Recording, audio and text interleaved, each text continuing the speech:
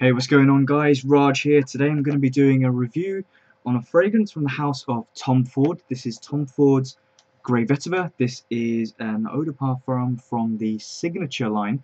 So the Signature line is Tom Ford's more mainstream, more accessible part of his fragrance business.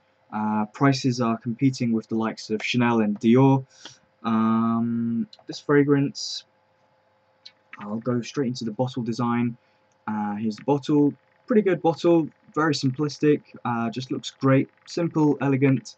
Unfortunately, my silver cap, which was around here, broke off, so also a little bit cheap, I'd have to say. In terms of the notes, now, I'm just going by what base notes are saying, and they are listing quite a few notes in here, which I'm not really sure there are that many, but I'll read off what's here anyway. So there is vetiver, orange flower, grapefruit, aromatic sage, orris, nutmeg, pimento, amberwoods, and finishing off with oak moss. I happen to think that this fragrance is actually much more simpler than what the notes are suggesting there. Really, what I get from this fragrance is a very simple vetiver, very accessible, very toned down, no smokiness in here, no harshness, no none of this intenseness you might get from other vetiver notes out there on the market. This is a very easy to wear fragrance. Straight away from the top of this fragrance, you get a kind of almost mentholated, minty, citrus opening. It's not a fresh citrus. This is more of I get a kind of petitgrain type neroli type scent in there. It's dominated actually by the vetiver, and actually the vetiver in here is from the top to the base. Normally vetiver is found in the base of the fragrance, but what Tom Ford tried to do here is create a vetiver fragrance which lasted from top to base. So as I said, this is quite a fresh opening, it's quite a fresh style fragrance here. The fragrance then doesn't really go off in any any path, or doesn't really divert from this clean, some people have described it as clean, very safe vetiver scent, quite linear as well. Linear not in a bad way. I mean, sometimes linearity can be bad if a note is just a little bit boring. This is pretty good. I like what they've done with the vetiver note here. Made it a bit more accessible to the mass market. Maybe this could be your starting point for a vetiver fragrance. Kind of maybe a more entry-level fragrance for a vetiver fragrance out there, maybe. Also, the fragrance does have that citrusiness goes on, but it's joined by a kind of herbal gingeriness. Now, I get ginger. They say base notes. They are saying they've got some sage in here and some nutmeg and pimento, actually potentially giving it this spicy quality here.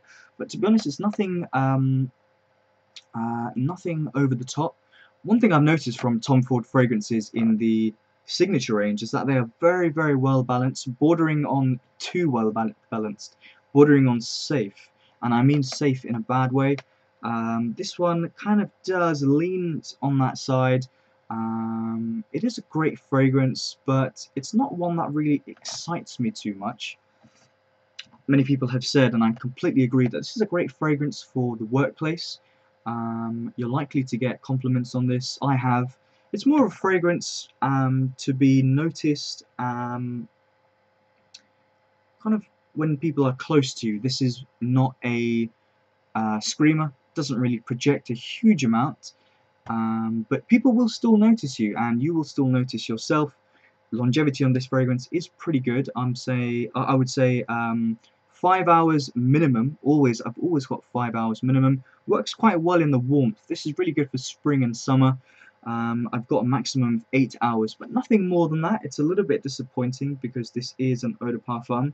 I would have potentially wanted a little bit more oomph behind this fragrance. It is quite stripped back, and as the fragrance develops into the mid, this vetivery slash ginger combination continues into not an obvious iris, but there is an iris note in there. It's again very dry.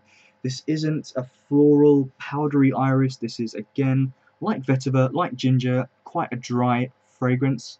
I think it's really good actually. I like this combination, what they've done here. As the fragrance develops into the base, it is quite a standard men's mixture of slight woods in there, potentially a bit of musk and amber. Nothing remarkable, nothing spectacular.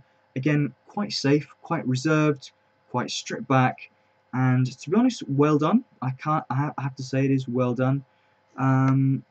Lacking that wow factor though. Overall, it does lack that that side to it.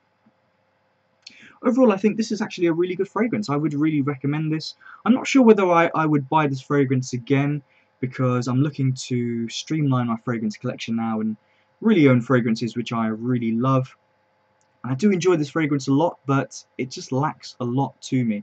While I do like vetiver, vetiver is one of my favourite notes, I prefer it in other renditions.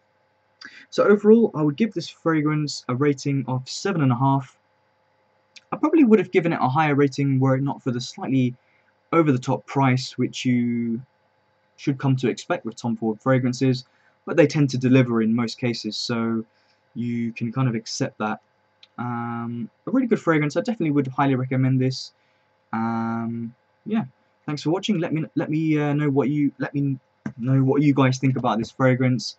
Do you actually find it quite boring? I've heard some people say it's quite boring. Do you find it just classic, reliable, easy to wear, great men's fragrance?